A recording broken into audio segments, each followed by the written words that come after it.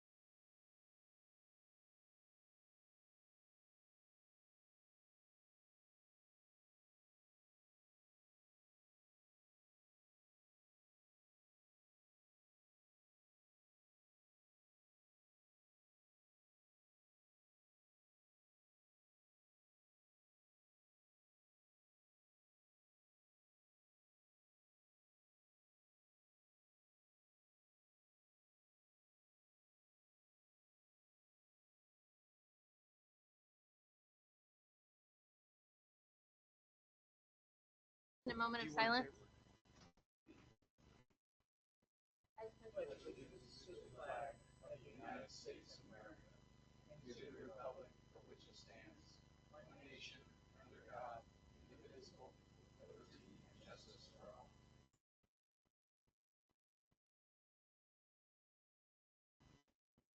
Mayor, I'd like to make an announcement real quick.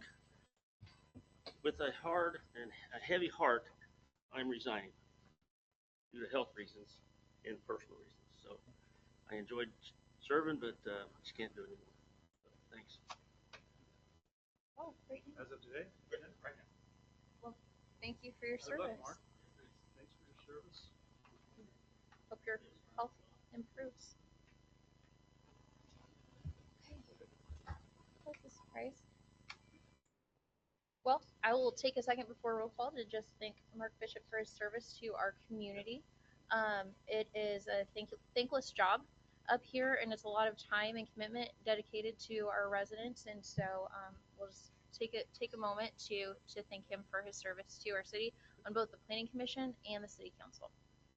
We'll plan to put out a little congratulations. Yeah, thank you. Roll call, please. Here. Here. Here. Here. Item number 4, approval of the consent agenda. Make a motion for approval of consent agenda with the consideration of tabling number 8. Second. We have a motion from Councilman Shriver, second from Councilman Adcox. Will the clerk please call roll? Number 8, what? Yes, 8. 8? 8. Sorry, 8. Oh, 8. Sorry, 8. Well, I think procedurally you wait till you get there. Because all you're doing is approving the consent agenda, not the entire agenda. Oh. Is that what you asked for? The consent agenda? Do I need to do it again? Well, Either way. Yeah, That'd be fine. the motion would be to approve number 4, the consent agenda, and then when we get to number 8, if there's consideration for tabling it, then you can have that Oh. discussion. This is not approval of the agenda. Approval of the consent agenda. Okay. Yes. Sorry. No, you're right. Make a motion for approval of consent agenda. Second. Councilman Shriver made the motion. Councilman Adcox made the second. Will the clerk please call roll? Yes. Yes. Yes. Yes. Number 5, requests or comments from the public. Okay. Remember to please start with your name and your address. You'll have 3 minutes. Once your time is winding down, I'll give you the quick signal, and you can start when you're ready. Steve Johnson, 507 High Street here in Edwardsville. I'm just passing along a little information. Of course, it's about BPU. I ran into one of their employees that was in the neighborhood, and I was talking to them about my high pressure at my house, which, surprisingly enough, I checked it. It was 107 pounds of water coming into my house. And she called the billing department and talked to an engineer, and maximum should be 80 pounds in anybody's house. If you look at your appliances, a lot of them tell you, like my dishwasher, maximum of my dishwasher is 80 pounds. What happens, and the biggest thing is the high pressure on the hot water heater. As you all know, hot water creates pressure.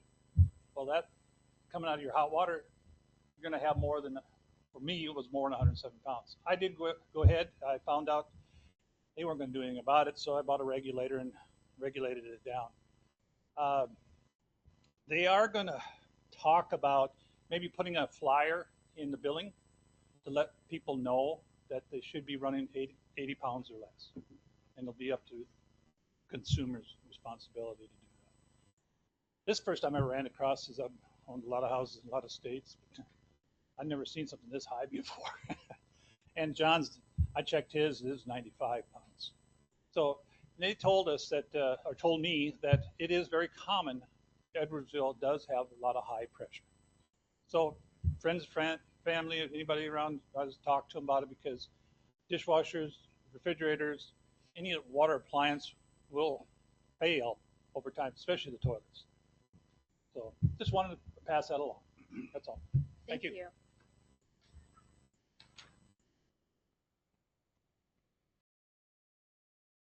Start with your name and address. You have 3 minutes. Hello, my name is Dave Johnson, 1205 South 102nd Terrace, Edwardsville. I just asked the council to refer to the email I sent to them referring to 102nd Street between K32 and Edge Hill. And I really don't want to go through what I typed, but consideration for the repair of K32 or 102nd Street would be much appreciated. And then the other thing I have is what he said. My pressure is 104 psi. And then thirdly, there's side obstruction at 98th and Kansas Avenue, southbound at the new stop sign, looking to the west. You can't see down the road. And the same thing is going on at 102nd and K32, looking to the west. There's side obstruction with the weeds and growth and stuff. So I request that Public Works do something about that. I called and left a message with the Public Works director, and I never got a reply back or call back or anything. But anyway, it's kind of a deal there, and that's all I got. Thank you.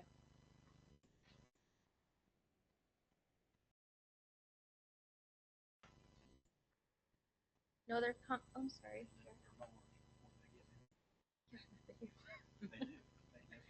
Yeah.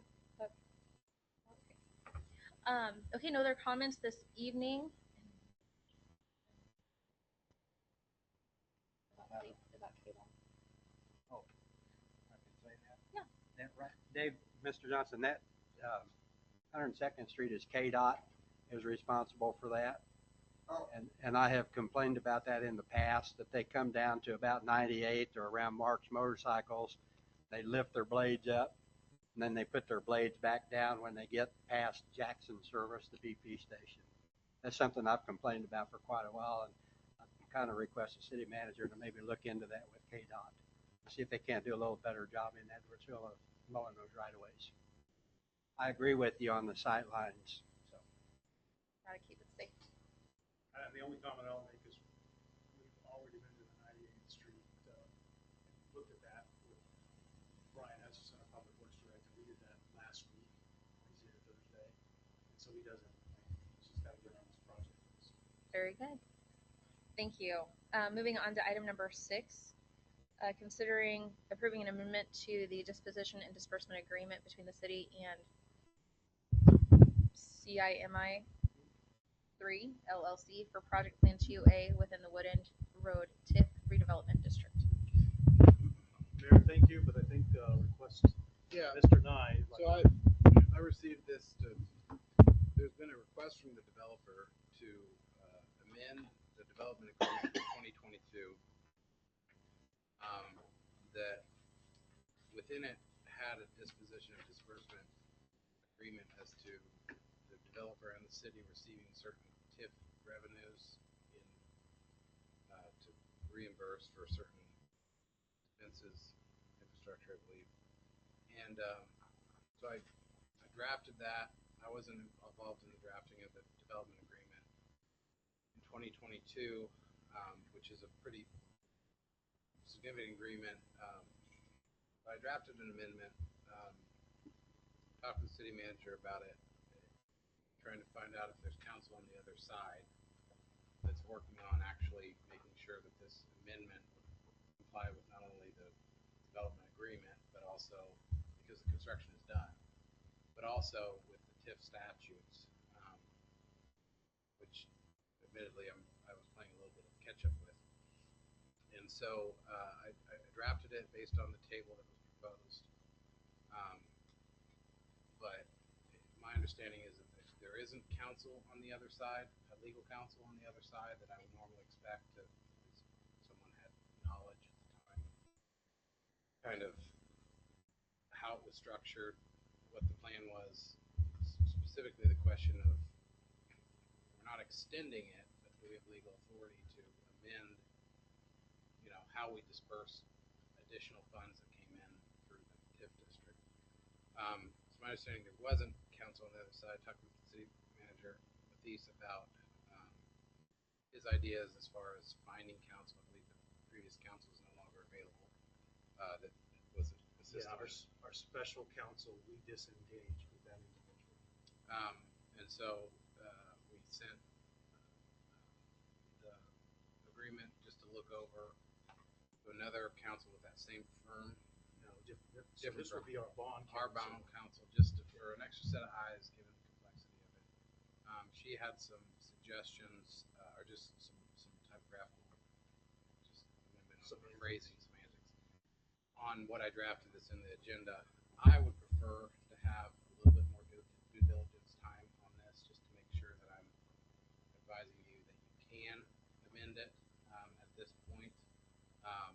And so, as Ms. Mathias, if there's anything on fire, so to speak, on needing to get this done, I would ask to table this to the next meeting if possible, even though it's drafted. I think I had some questions. I had emailed Mark about this one as well, as far as the timeline and things like that. I think if it's not urgent, then let's get some more information. I'll hear a motion to table. Make a motion to table item number 6. Second. We have a motion from Councilman Shriver, a second from Councilman Adcox. Will the clerk please call roll? Yes. Yes. Yes. Yes.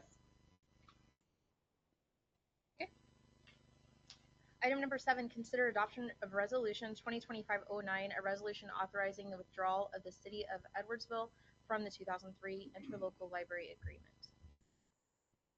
Mayor, thank you. Mayor, Council, you have item number 7 background before you. This is a resolution 2025-09. It authorizes the withdrawal of the city from the 2023 interlocal library agreement. And essentially, it's somewhat our next step in the processes that we outlined.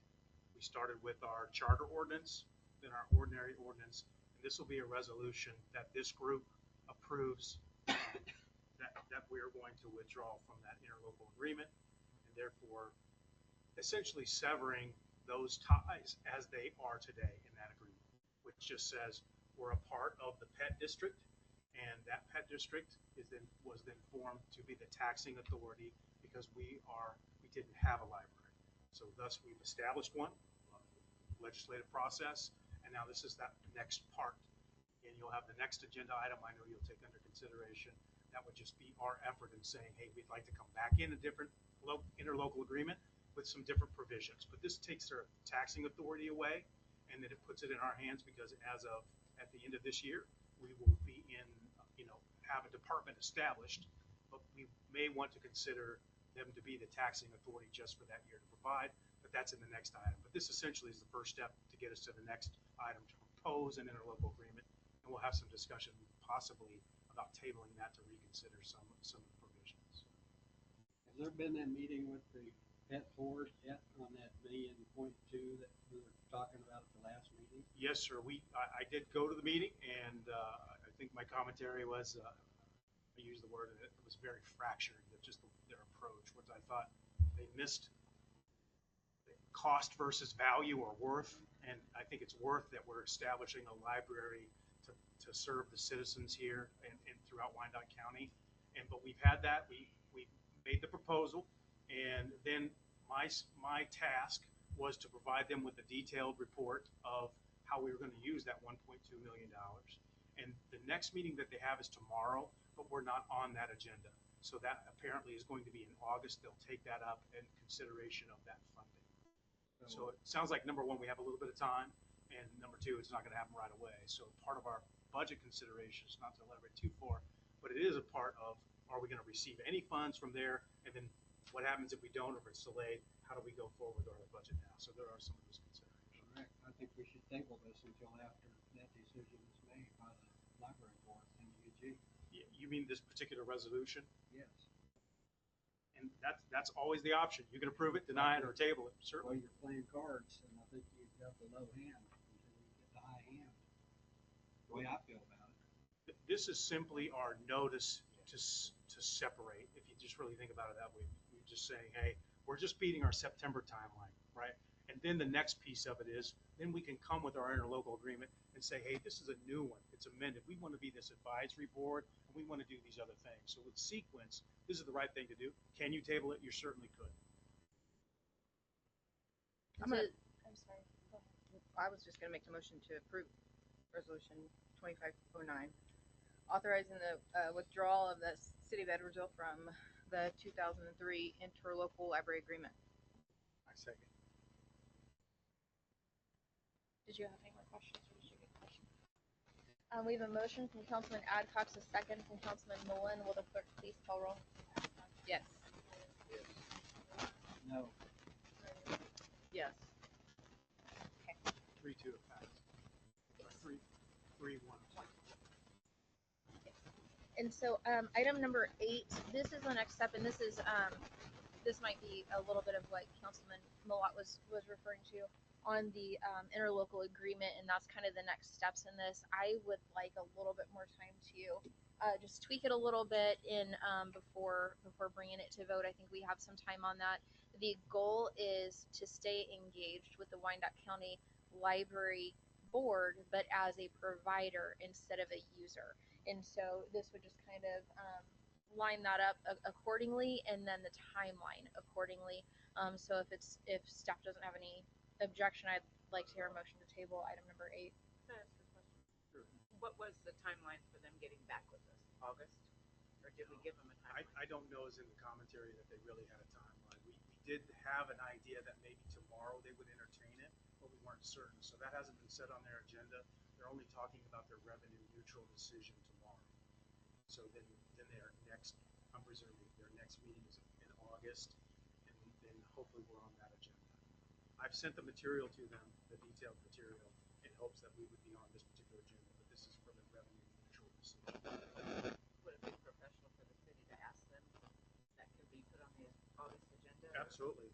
They have a liaison that I can send a message to, and that we're somewhat insistent to be at least on that for Because consideration of our they could kick request. that down the street probably, so if we didn't ask.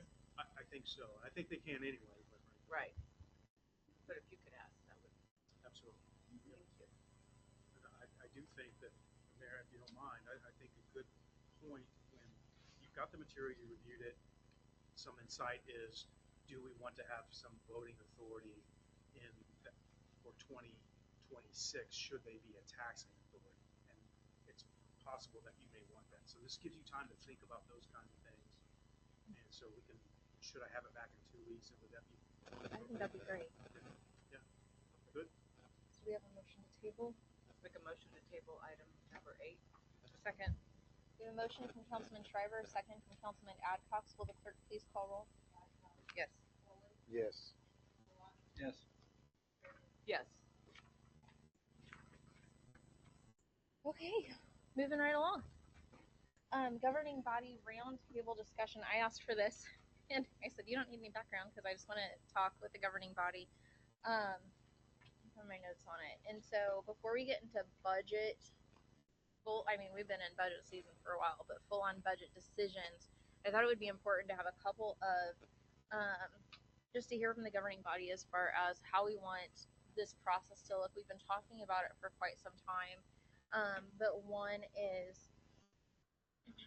when staff's setting a budget to present to us, do we want to begin that at the amount we budgeted last year Or do we want to wait and look at the assessment and say, okay, this is, some assessments have gone up. In this particular situation, it's 3.7 some mills. Do we want to start our budgeting at the additional 3.7 mills and then everything's a cut from there?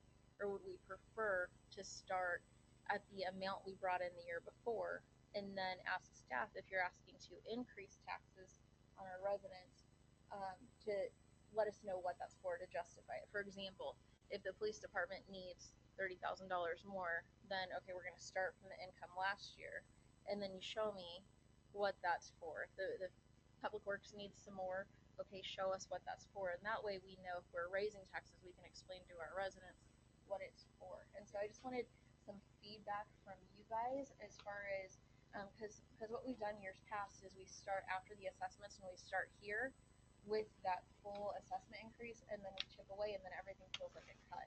Do we want to start up here, or do you guys want to start from the year before, and then if they need more, maybe show us if you've made cuts, and then if you need more, show us those where the increase would come from? Well, I believe the mills right now are, what are we currently at this?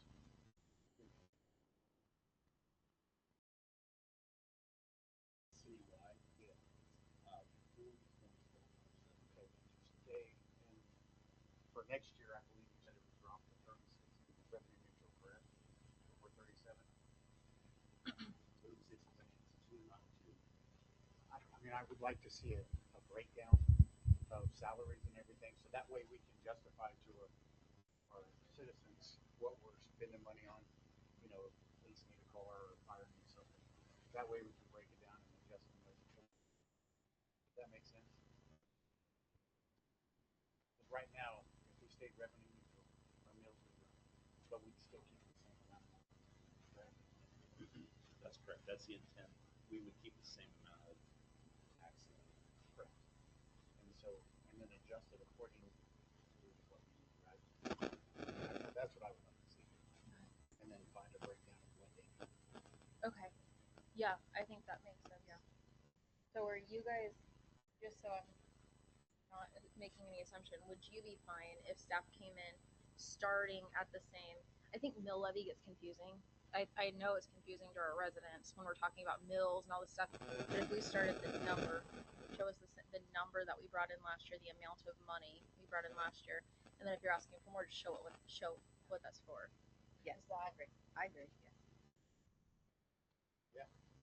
Are you saying go revenue neutral? No, what I'm saying is if there's something that needs to be allotted in the budget, say police needs something or fire. That's what they prepare for, and that's what they bring to staff. Right, but And then staff presents to us what they're asking for and how it affects the bill.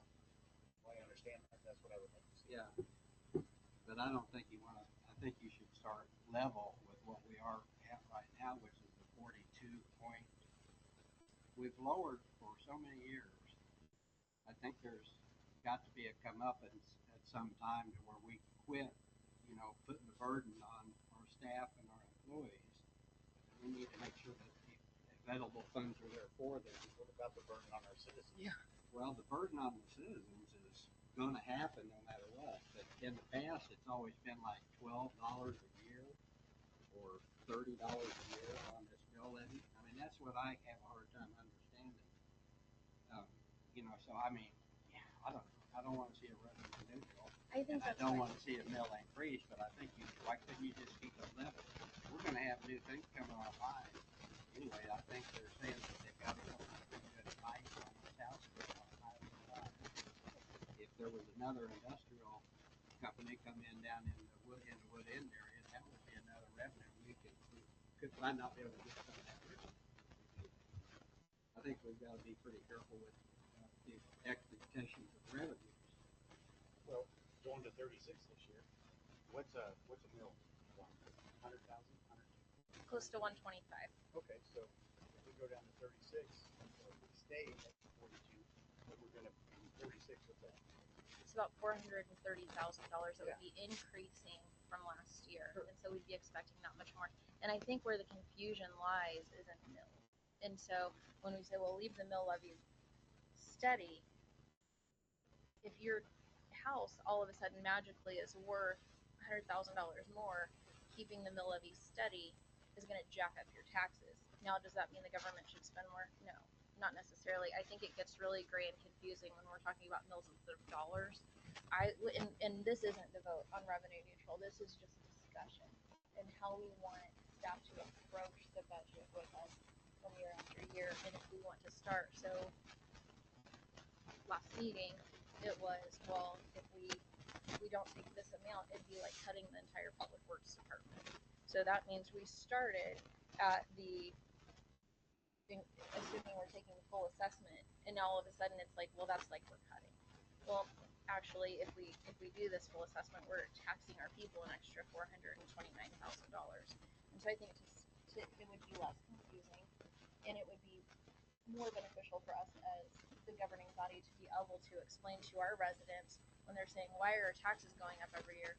If we start at the amount we brought in the year before, and then if we can't go revenue neutral every year, it's not possible. It's just not possible. We got to take care of our people, take care of our staff in our city.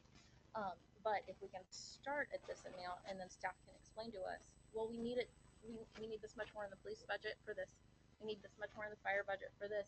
Then it helps us to know what is this going to, what is it for, and it helps us do our part of due diligence. So that's what I was. But this isn't the vote on whether or not to go revenue neutral tonight. This is just discussion for how we'd like it explained and moving forward. What are your ladies' thoughts?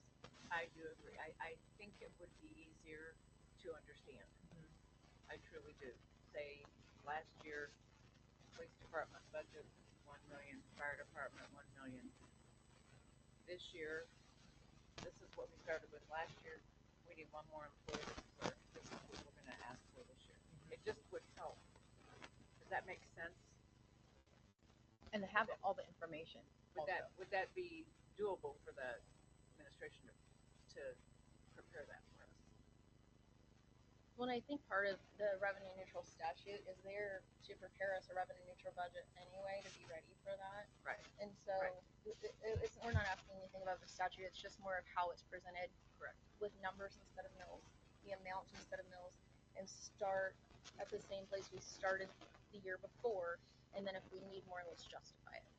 And I agree with Margaret. It's easier and for us to be able to see, okay, this is what this department needs for this year. This is why. For all the departments, and then also we've been asking for the vehicle rotation list, and we've not gotten it, and it's been like 6-8 months since we've asked for that, and so it's a little frustrating that we're not getting that information that we asked for 8 months ago.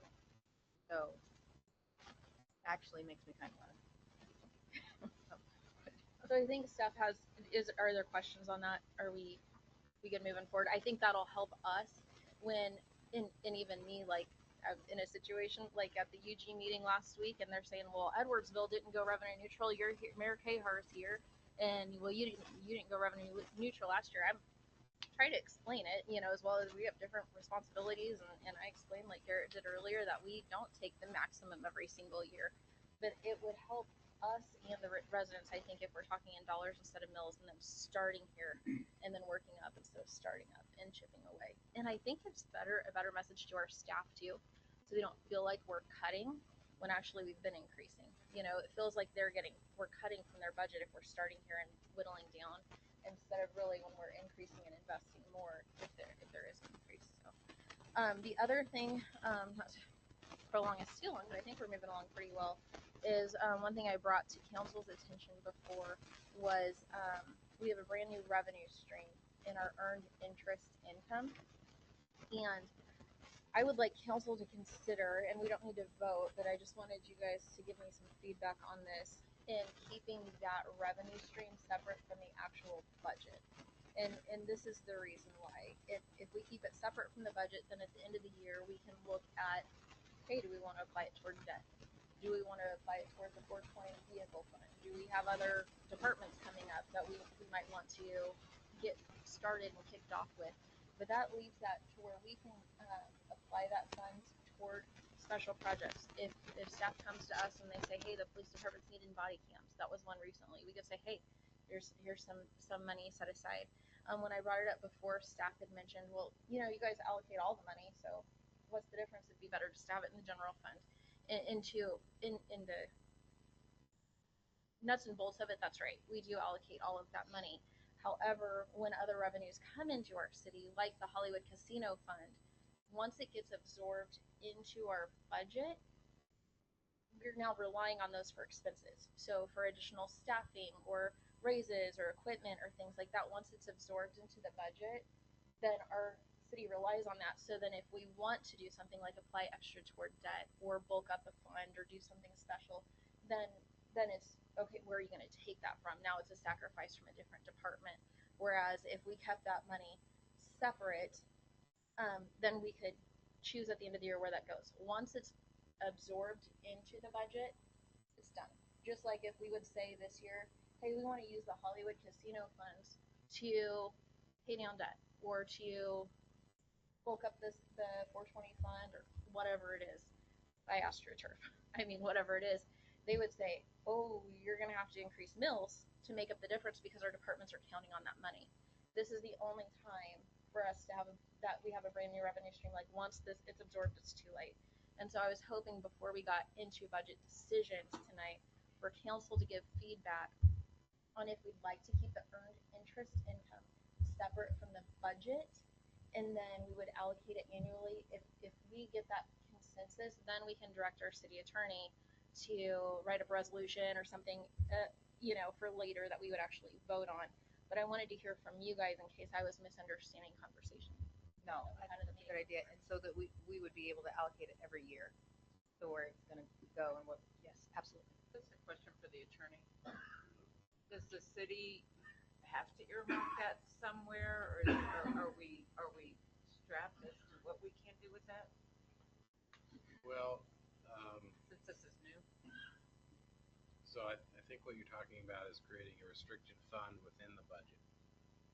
And if staff has, or city manager, finance director have any thoughts in their experience on this, but basically you still have to pass a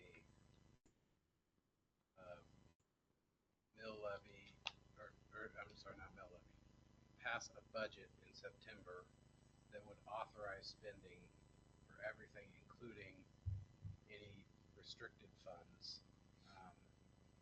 But by resolution, ordinance, you would have to,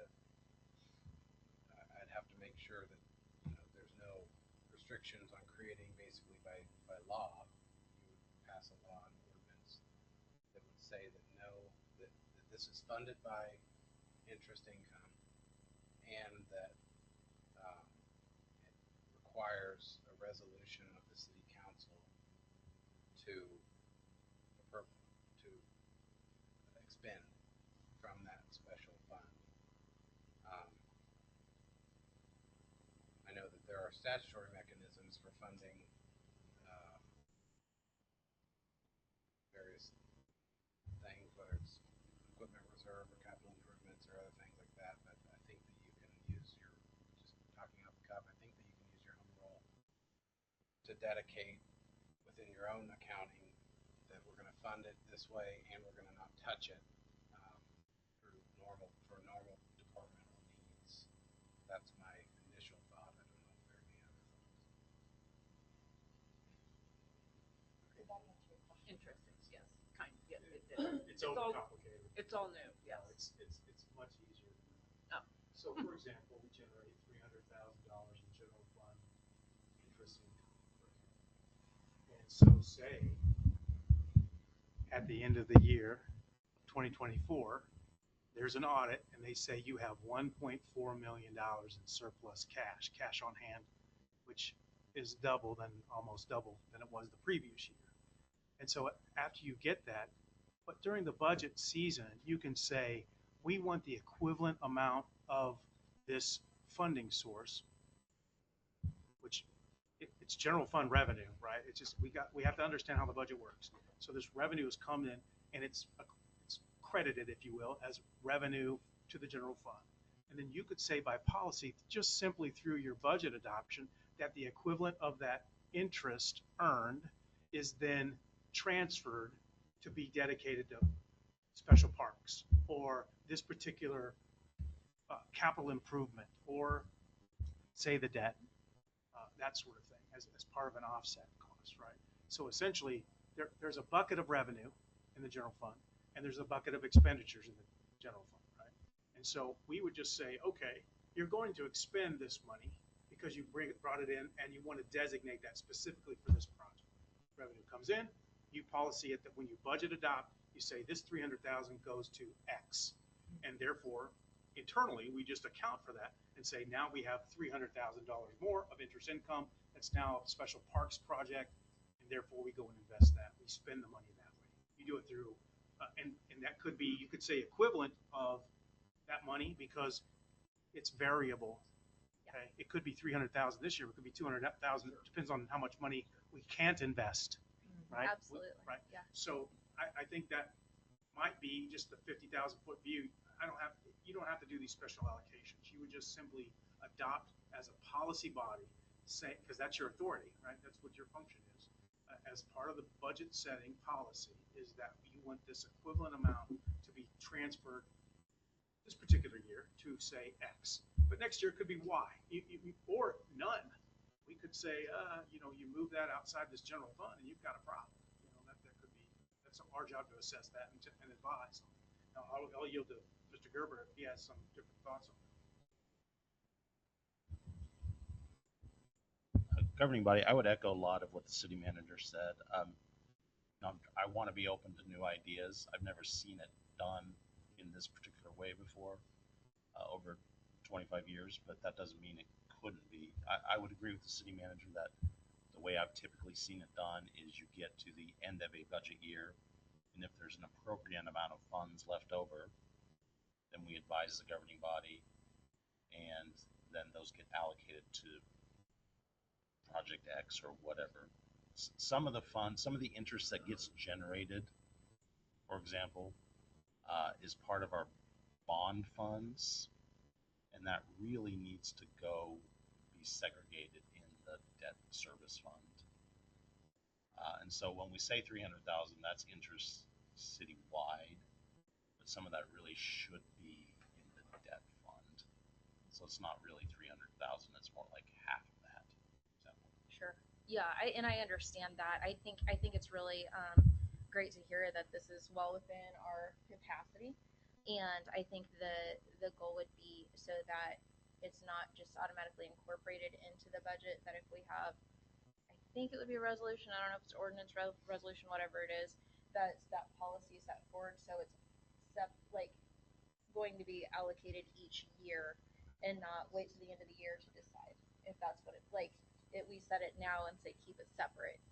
Otherwise, I think it'll be a struggle to keep it separate every year or wait and see what's left over. That's what then it's going to be absorbed by the other budget. So that's kind of what I'm trying to navigate in my own mind is if the city council is trying to establish a policy that would prohibit expenditures that whatever interest that's not debt service interest, just our reserves that's invested,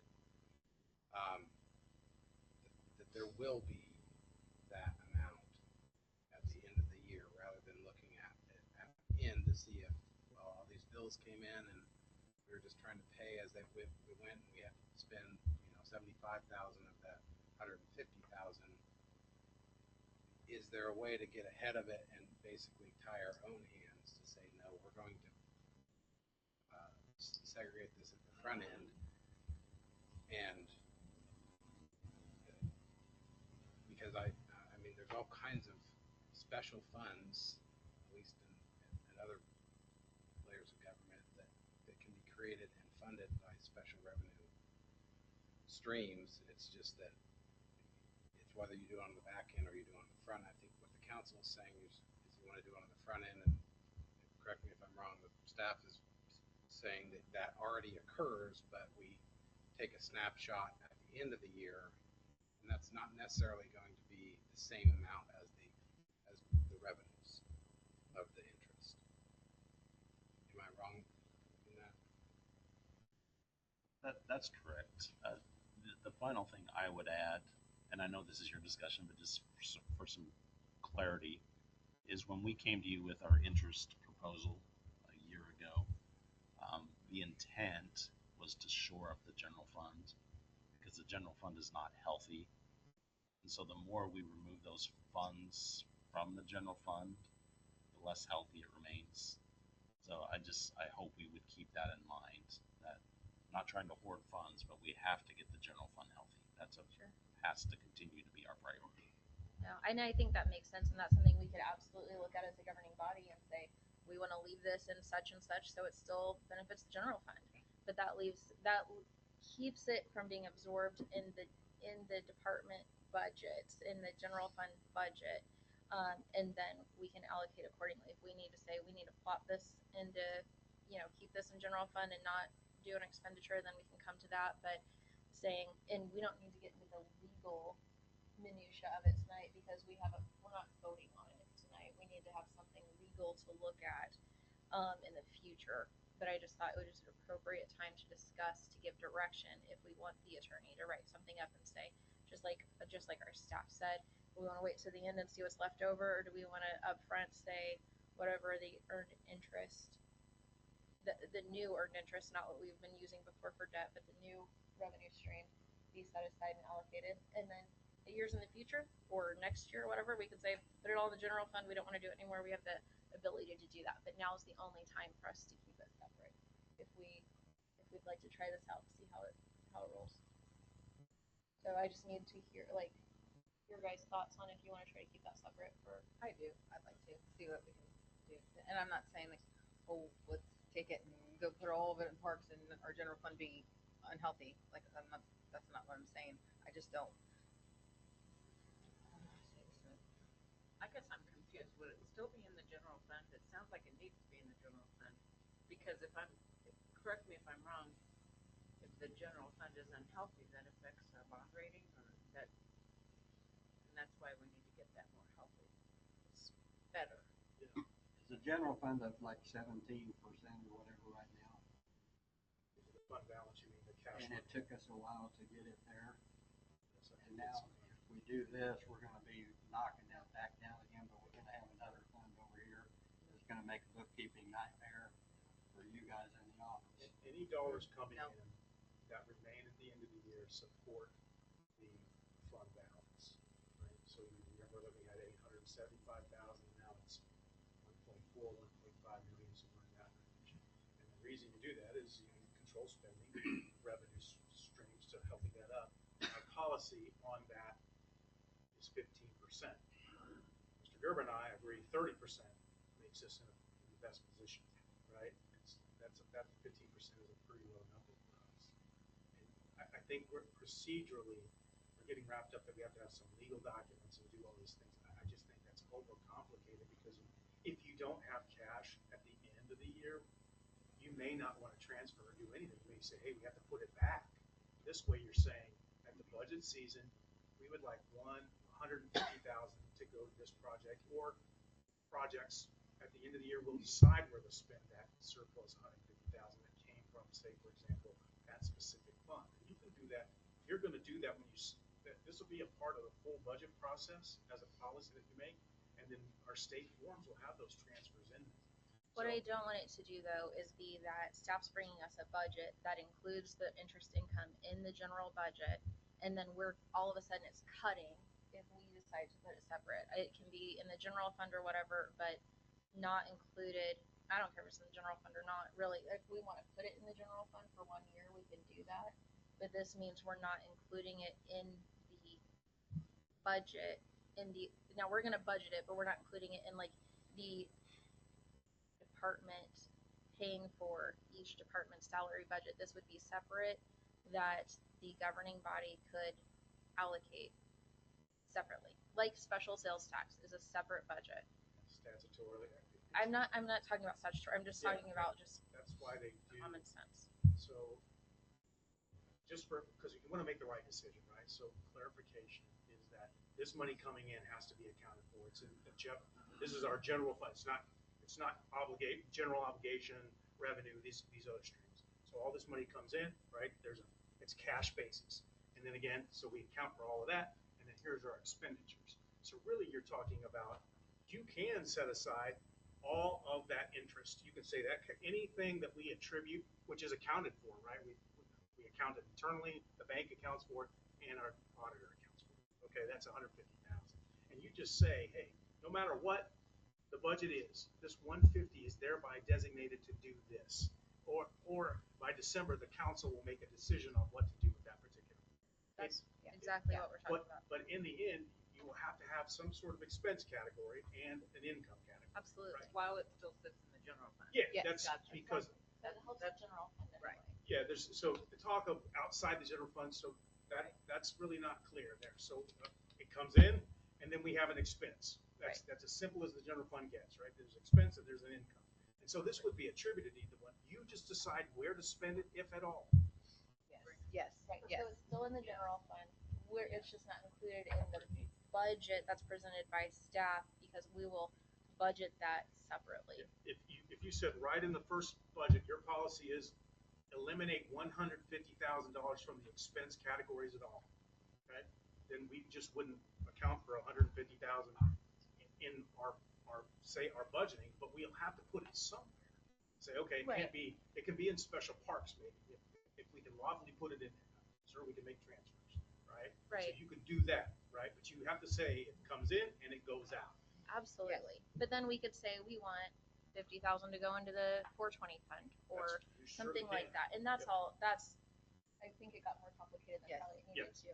We went But just around the a block. resolution Yeah. that says, a resolution that would say this would not be presented in the, it could be in the budget, but just like you said, whatever that equivalent is of the earned interest would be allocated separately. Okay, let me get It some has to be in consensus the here budget before though, we, Mayor. I I would, mean, you have to have I'm the saying spending it's not authority. going to be budgeted. We Has set a to be mill for levy. you to have the spending authority. It won't be budgeted by staff. It'll be budgeted by the governing body. Well, I think, yeah, we're close to a meeting of the mind. Okay. So what you're saying is that you don't want it touched without, without governing body approval, right? What staff is saying is that you still have to adopt a budget that includes that. I think I can clear this up. Yeah. So in the budget that we adopt, it would be included in the number, but it wouldn't be included in the departmental budgets. It would be a different item. That was earned interest item. And that's So we'll see it coming in the budget, and then we'll make a decision on it. It'll still be in the general fund, but it won't be within the departmental budgets. It will be a different item on the budget. Well, and that's why my mind went to a restricted fund initially. I think staff was saying that adds complications for county. But my mind went there is to say you're just gonna, just like any family budget or anything, we're gonna put 10% to savings. Yep. Or whatever. And as the money comes in, that it's earmarked, so to speak, for a certain purpose. The question is whether you can do that in real time or you should do that based on the prior year's interest income. And that's fine. I think we've got a couple weeks to figure that out. I just wanted to cancel direction on if they want the earned interest income included in the departmental budgets, or if we want to, like Mr. Matthews had mentioned, say we want the equivalent of the earned interest income not included in what they're presenting to us for the, it'll be in the budget, but it won't be included in department expenses. It'll just be a line item expense. Is that, Yeah, I just don't know how you can determine interest rates fluctuating, but that how much you'll actually have. So I would prefer to just out of the budget at that point. I know it has to be in there, but you earn 200,000, like you said, you just never know, right? Because your interest rates change daily, right? Is it in a money market? Well, that's the same for anything. Yeah, Whether tax collections, court fees, court fines, everything, you don't know what's coming in. But the other thing that I don't think is part of this conversation yet is a special appropriation to publish end of year spending authority, where you could actually, extra money came in that was above and beyond your spending authority, together to spend that in a specific I way. 'Cause think that this would be in our happens. spending authority, the same as it would be in the spending authority Budget otherwise. review. It's just saying this won't be allocated in the, like, the budget they're presenting in the next few weeks has all the money that we've brought in previously. This is a brand new stream of income, revenue for our city. And so saying, yes, it's gonna show up in the budget, yes, it's gonna show up in the general fund, but it won't be allocated by departments, it'll be earmarked for the council to allocate that. Now, if we need to look at the year before and say, this is how much, and do it kind of after the, when the actual expenditure comes, to know the exact money, or broken up by quarter, something like that, we could work that out, I think, over the next couple of weeks.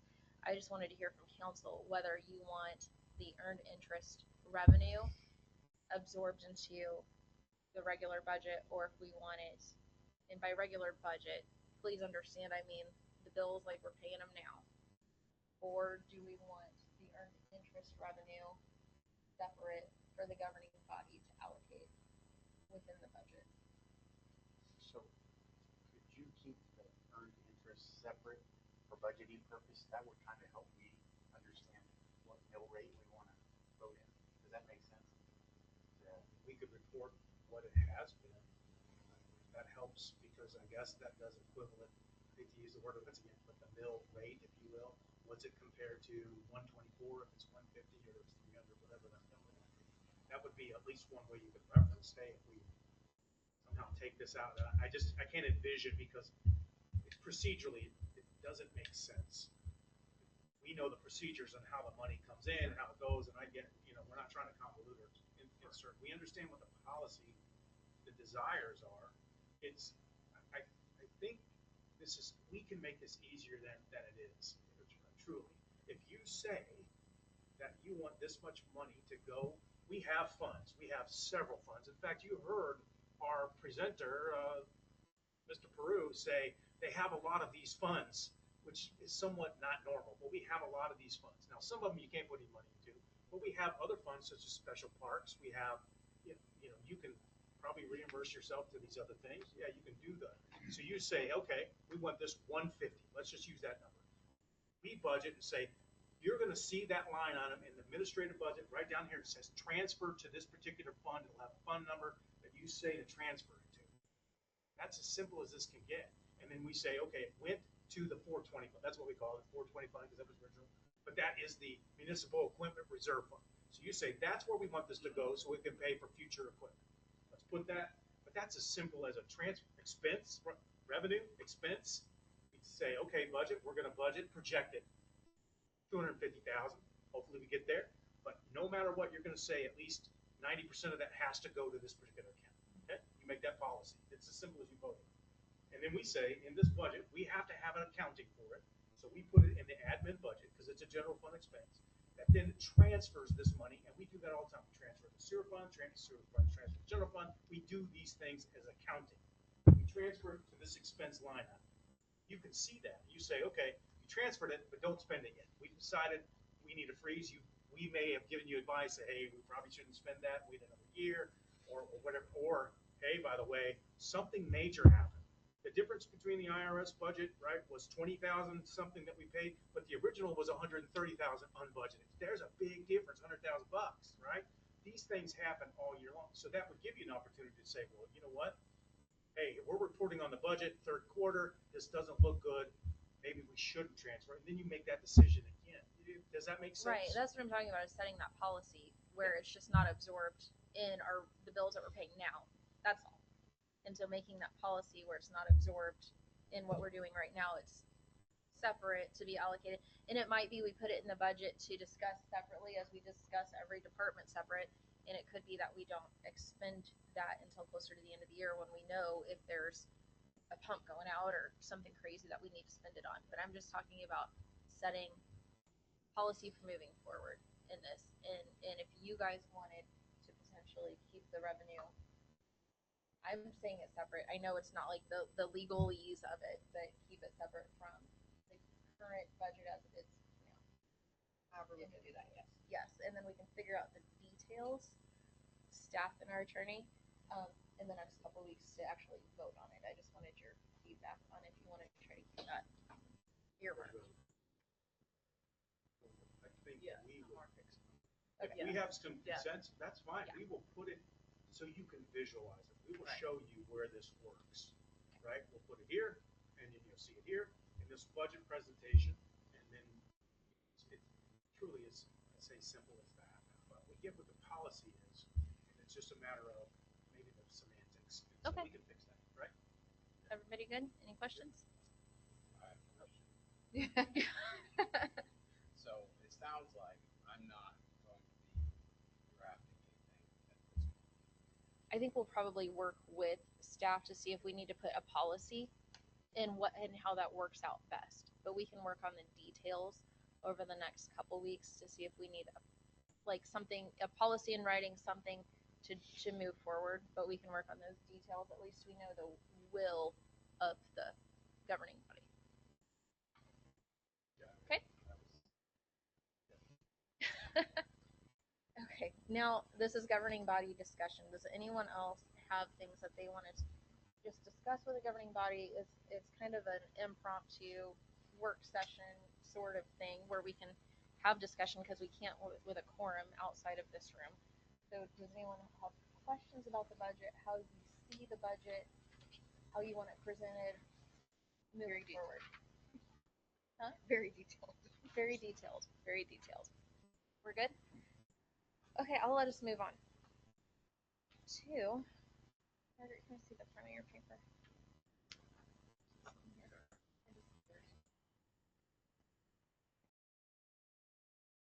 Item 10, consider adoption of resolution 2025-10, resolution declaring the city's intent to exceed the revenue neutral rate as mandated by the state of Kansas. Mayor, thank you, Mayor Council. Yep, resolution 2025.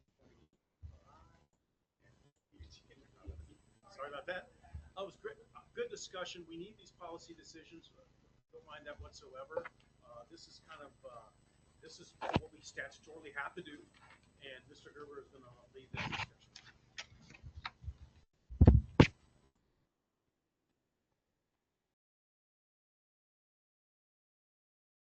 Morning, buddy. Good evening again. A lot of what you'll see tonight is stuff we've discussed before, but as I always say, I think it's nice to just go over it just to continue to make sure we are on the same page. Additionally, I did prepare some slides that are based on something that you've said you don't want to do now, so we won't go over those slides because there'd be no need to do that. Just a reminder here of the budget priorities that we all talked about. Again, we've talked about these at many meetings, starting the 26 budget process, and particularly improving our financial health and the balanced budget are important to us. We've looked at this before, the mill levy history over the last number of years.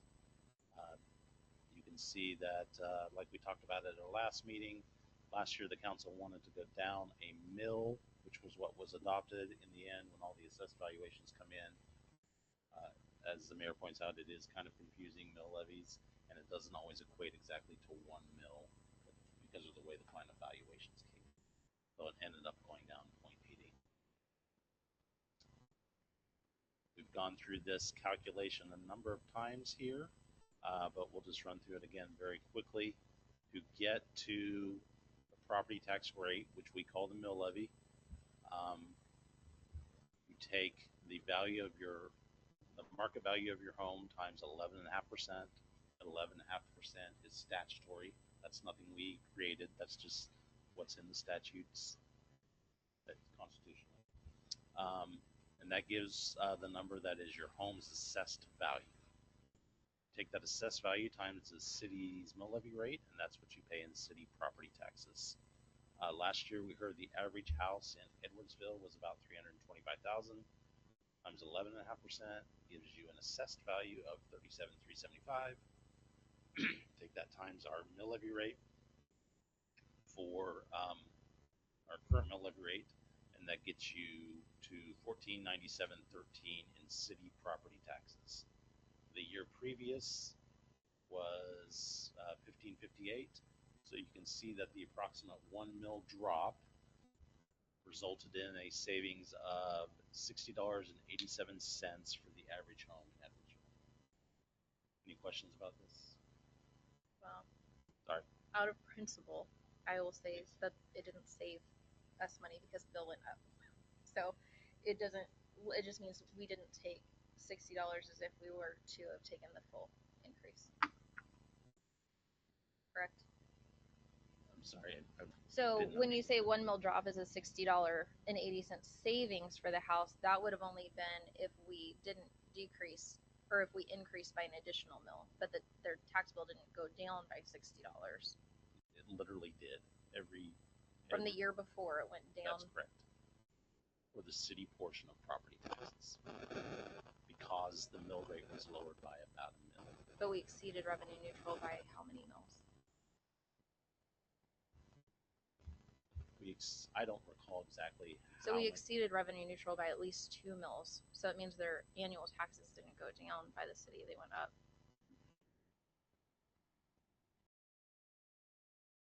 Yeah, they did. Because, and it may not even be worth arguing about because, or discussing, sorry. Don't It's mean to okay. apply it to my No, it's argument. okay. But this governing body did decrease the mill levy. Understand we didn't decrease it as much as we could have, but we took in more revenue, but the mill levy did go down. I think this will help whenever we're talking about it in the future when we're not talking in mils, but we're talking in dollars, because I think that's where our lost in translation is. Continue. Sorry. Yeah. And just a point of principle. For sure, we did take in more dollars. Absolutely correct. And this we've gone through this last time as well. The valuation in 2025 was for Edwardsville was 113 million, a little over. For FY26, the preliminary valuation from the county was 124.9, so almost 125 million, which is a change of about 10.3%.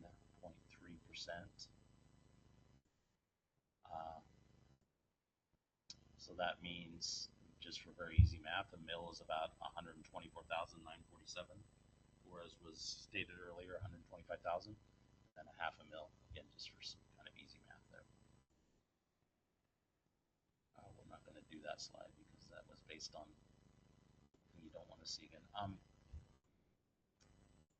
So the mill levy, the final mill levy for FY25 was 40.057. Which citywide generates a little over $5 million in property tax revenue. The FY26 revenue neutral rate is 36.292, and these numbers come from the county, which would generate a citywide property tax of 4.5 million. And I'm not saying we're losing that money, so please hear me correctly, but I'm just saying the difference there is about $500,000. Change of the 3.765 mils. So we brought in 4,534,577 this year. No, this is the FY26 revenue number. And that's based on. So if the governing body adopted the revenue neutral rate this year, it would be 36.292, and it would bring in 4.5 million. And that's based on the same amount of revenue from the year before. Yes, that's correct. Why are those not equal? That's right.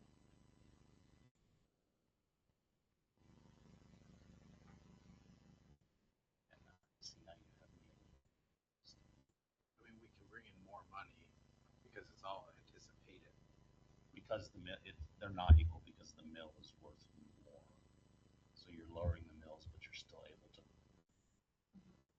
Last year the mill was worth about 114,000. This year the mill is worth about 125,000. Yes, that's correct.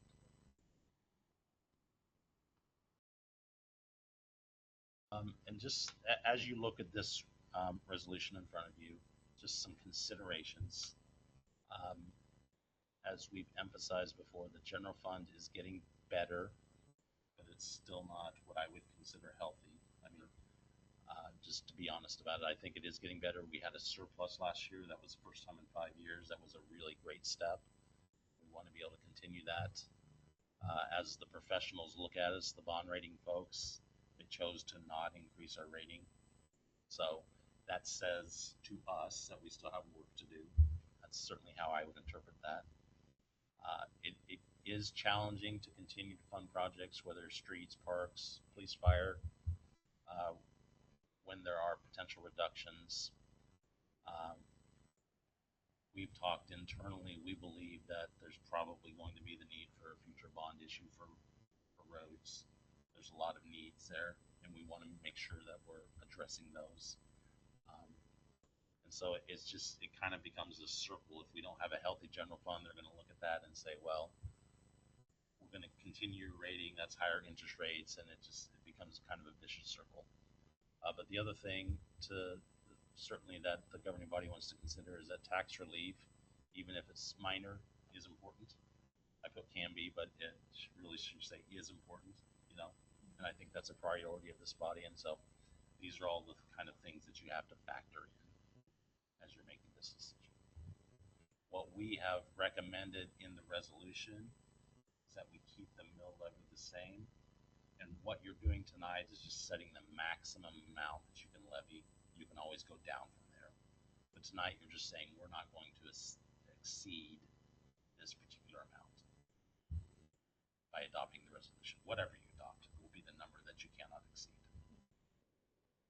And again, in terms of the time frame, statutorily, this is required to get to the county. We have to give them a decision by July 20th. So do you have a question of, I'm sorry, are you still? No, I'm done. Thank you. Okay. I have a question about the earned interest revenue, since that's a new revenue stream. How does that work with revenue neutral? So if you're to vote to go revenue neutral, then what happens with the earned interest income? Is that just used within that budget, or is that still allocated and set aside? Because it's the same revenue as the year before, but that's obviously new revenue that we didn't have before this year. Yeah, and as a point of clarification, it's the same property tax revenue. Okay. That's what R&R addresses. So it's not affected. The earned Yes. interest Simple isn't answer affected is it's by not it. affected. Okay. You can increase any other revenue you want. For example, we increase sales tax. We'll see more sales tax. So Okay. revenue neutral just addresses property tax. So Thank you. a budget is all funds, correct? Or all sources of revenue. Yes. And property tax is one large portion of that pie. Because I've seen you have a nice slide before. Correct. I mean, if you recall, that our 5 biggest revenues in the general fund are 80-some%. It's property tax, sales tax, franchise fees. I forget what we call the casino tax, but the casino tax that we get. Those are our biggest revenue drivers. They make up 80-some% of our budget in the general fund. Say that again. The biggest revenue. The biggest revenue sources in our general fund are far and away the biggest is property tax, the mill levy. And that's what R&R addresses. The next ones are sales tax, user tax, franchise fees, gaming revenue, and court is like a 5B. And the industrial park accounts for how much? I mean, And yeah, the industrial park generates 60-some% of property tax in the city. That's pretty steady from previous discussions. is it still probably about the same? It or is. it grown or anything? Yeah, even as over the years, as you know, every 10 years, these are falling off and sort of thing. You have IRB pilot, it's about 262,000. So that has somewhat decreased prior to the documents I'm looking at, because pilot is in lieu of taxes. So the more of those come on, they're coming onto our tax rolls. But I think if you think about this, you saw this over the years, think of a dollar bill, 61 cents of that $1 comes from those property tax assessments in the industrial. You knew what I was thinking about. Yeah. And that remains true today. That's very steady, if you will. What is our percentage in the general fund? I know the policy is 15%. What is our current status there? I'm sorry, Mayor, I should know that off the top of my head, but I don't. I'll calculate it here really quickly. Sure. I think the math is what your expenditures were, what your surplus revenue, in the sense of how much cash you have on hand. You're looking at 7 million and you have 1.4. The other thing that I should have mentioned in this presentation, because it is applicable to your discussion, is we sort of have to plan as we make this revenue neutral decision. Are we going to get funds for the library, or are we going to have to dedicate part of a mill towards the library? Right now, the draft budget that I will present at some point has a quarter of a mill for the library. I'm sorry, a quarter of the year for the library, approximating to about a mill, if that makes sense. Because we don't know if we're going to get those funds, and so we have to be able to fund the library somehow. So it's making an assumption, which is another reason that we recommended keeping the mill levy the same, because we're just not sure what may happen with the library. If that makes sense. Basically, what you're saying is if we don't exceed revenue neutral, with all the citizens that come in here and complain about the streets and the things that need to be done, that we're not going to be able to do those things.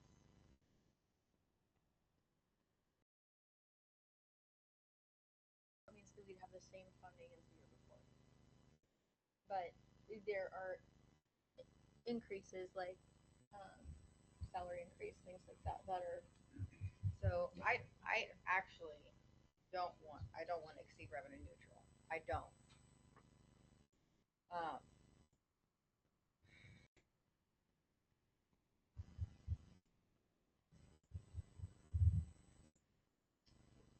Declaration of today is that you're setting a maximum, and you can track backwards from there. And you say Okay. revenue neutral, that's exactly what you're doing. It's, we'll just move on to that revenue neutral process, just so we're clear about what decision you're making today is to say, I think Doug spelled that in the background. Here's what this is going to be. That's going to be our maximum. And then nothing says that you can't work towards that revenue saying neutral number. But if you go the other direction, you're there, right? So that's kind of the firm piece of it, right? Then I'm gonna make the suggestion to adopt resolution 2025-10, a resolution declaring the city's intent to exceed revenue neutral rate with a max of 39.0.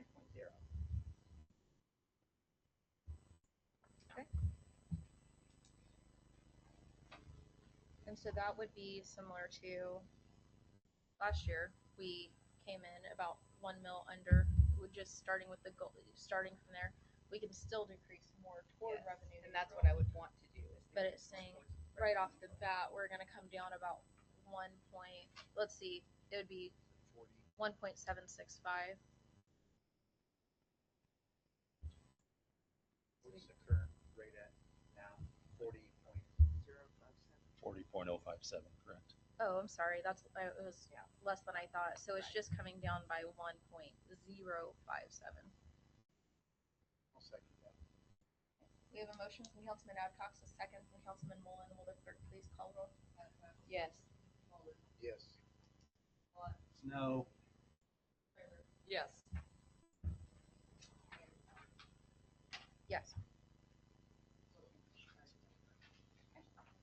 Yeah. And I agree with Councilman Adcox. 4-1, you got it. And just that if we can work closer to that revenue neutral number, that would be a great goal. I feel that we've asked for some things that I'd like to hear within, or it would have been great before the budget process, but in our efficiencies, our vehicle and large equipment, inventory, rotation policy, take home policies, some things like that we might be able to work on efficiencies. We've talked about, Councilman Mullen actually suggested having a presentation from our police chief a while ago when we were talking about a canine purchase, which we did, but in working with the FBI for a revenue stream for police department, Councilman Adcox had asked for a presentation from our fire chief, about expanding our wildland fire services to fund equipment and salaries through that, and increasing those revenues. I'd really like to see those before we have a final vote on our mill levy, so that if we're able to increase revenue and maybe find efficiencies, then potentially we could go revenue neutral. This year it's going to be a lot harder to do it with bringing on an additional department in years to come, because we'll be opening a library in 2027. And then that'll give us time to hopefully get some funding lined up from external sources as well. Point of clarification on the motion. Yes, You got it. please. 39.0, did you, well, Mayor, you said 5.7, so there's two different numbers. I'm gonna make sure that we got the right motion. I said 5 cents. Yes, you did the math and you said. Oh, I'm sorry. And then I said I was wrong, that it would actually be only reducing by 1.057. So And that's so from the 3.9 suggestion. I'm sorry, 39.00. Yes. Do we need another motion in Yes. second? Do we? Because we'd rather do that Well, now. Yes. Just move to clarify. We'll move to clarify. Move to clarify. So clarify your motion. Would you read the whole thing? Yes. So I make the motion to consider adoption of resolution 2025-10, a resolution declaring the city's intent to exceed the revenue neutral rate with a max of 39.00.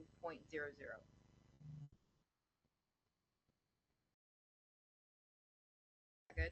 Okay. And then we have a second, Oh, second. and the clerk will please call roll again. Yes. Yes. No. Yes. Yes. Before you move on, maybe you're already going to do it, but you just had a hearing date. I believe that's included in the resolution. Okay. Just, can We want to go ahead and do that move it, just to be safe. just So the hearing date in the resolution, I believe, was I was thinking the 8th, but let me double check. September 8th, that's correct. Yeah, it is September 8th. September 8th. So let's just have a separate motion for that. Yeah, Mayor, entertain a motion. Okay, entertain a motion to set a public hearing for September 8th, 2025 at 6 p.m. regarding our budget or exceeding revenue for the revenue neutral rate. for the revenue neutral rate hearing. Thank you. I'll make the motion to set up. So moved. Yeah. Second. We have a motion from Councilman Adcox, a second from Councilman Shriver. Will the clerk please call roll? Yes. Mullen. Yes. Milan. Yes. Shriver. Yes. We got all our ducks in a row. Make sure that was really clear. Yes, If you remember please. Yeah. experiences. No confusion. That's why I thought let's just vote on it if we need to. There, did we answer your question on the percentage? Did you, Matthew, it was 20%? 20%. Oh, good news. Okay, moving in the right direction. So the question was, where did we fare on the fund balance percentage, which is by policy 15%? It's 20-ish, right? So we're not in violation of our own policy this year, Yeah. which is a move in the right I direction. think that was his report. Yeah, that was in his report. It's for the first time in 5 years. Yes, I couldn't remember the exact where we were lining up on that. So thank you very much for moving us in that direction, because we were in a sad state about this time last year. So item number 11 on the agenda is the city manager report. Thank you, Mayor. I just draw your attention to our city administration report that you get once a month. As we noticed last few months we've been doing. Ms. Shriver asked about the delinquency rates in the utility billing delinquency. I had to go back and August 2023, that's 338,000. The year before that was over 400,000. And today's date is still about that 172,000. So we made significant progress. To expect any collections of that 25% or higher, you're going to have that. Trying to reduce it. We'll certainly have to consider. Sorry, I'm usually the one they say my voice carries, but we just have to keep working on that. Have the right policies. We need a good as these contracts come due, we need to keep that in consideration about how we're doing business and how we want to do it in the future. This is sewer, this is trash. There's no distinct way to say they pay one or the other. Since it's billed together, it's both of them that don't pay. So hard to shut off your sewer because we don't own the water source. But we've been working hard on that, so I wanted to answer that question for her. Thank you. Thank you. That's pretty much what I have. Thank you. Very good. Councilman Mullen. I just want to commend you and your staff. Great job with your budget. Oh, thank you. And I look forward to seeing you. We're gonna get our pencils out. Very good. Councilman Malott. Nothing? Okay. Councilman Shriver. First off, I would like to thank Councilmember Bishop for all his years. I'm not sure. I know it hasn't been consecutive, but I know he served several years on the council. I know he served several years on the planning and zoning. So I know you said you would get something together. Yeah, I sure will. Send him a thank you card. We'll put something on social media if that's okay. Absolutely. Always appreciate all his years of service. And I think Councilmember Malott mentioned the weeds overgrowth on K32. That really is, it's not our job.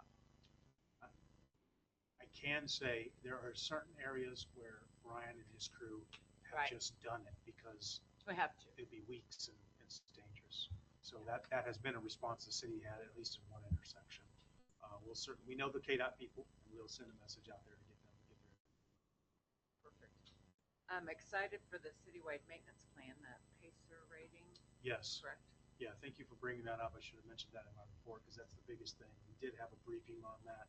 We sent our feedback on kind of their approach as to what we envisioned and what they gave us to kind of hone in on the right themes and the money and that sort of thing. So we do have a product.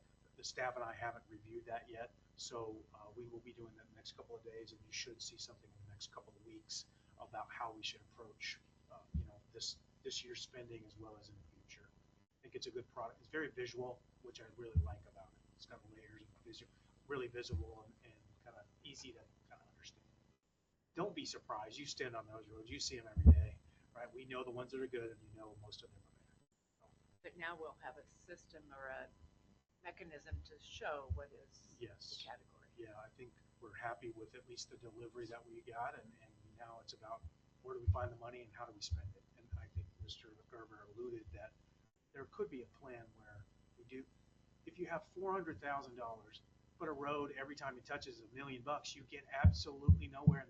They're in the condition by that policy, right? That we were all here when they did Wood End Road, and now look at it today. It looks like, man, that's age to age. It's because we don't have the maintenance plan. This helps with that. We have to have some funding sources. We have a way for those sorts of things. So we'll be bringing those forward, and then you get to decide how you want to spend that money, if at all.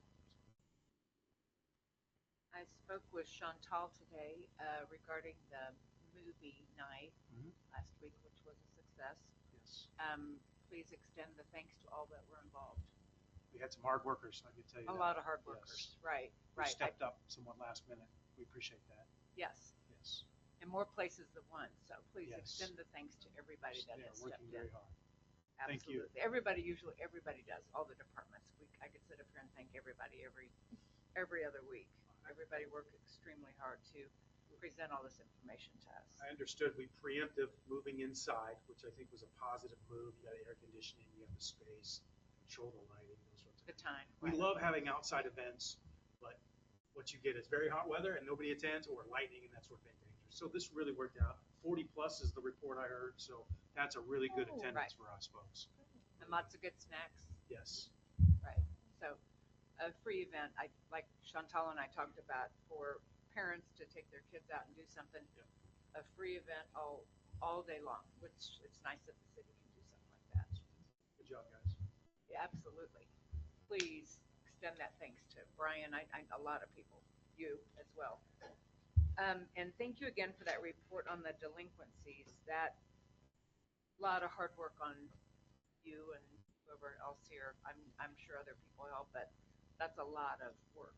Yes. A lot of ground that you gained on that. My only comment is I think, we're being hard and we're making people pay we've shook a lot of hands and made some deals. We're not unreasonable at all. Well, So because we pay, the city pays. absolutely, we would rather get 10 than 0.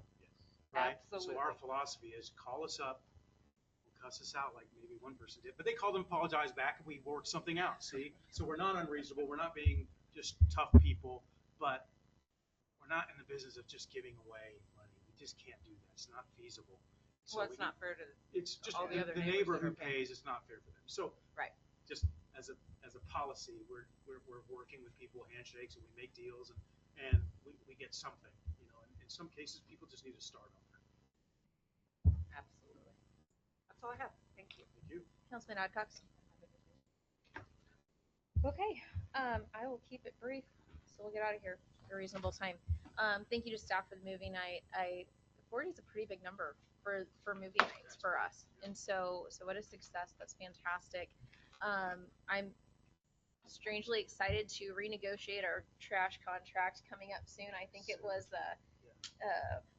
a mess before, and so we have an opportunity to put our city in a stronger state where we're not absorbing those delinquent fees, and we can hopefully not work at a loss, which is again anyway, not to get into it, but I think that'll be great coming forward, do a better service for our taxpayers.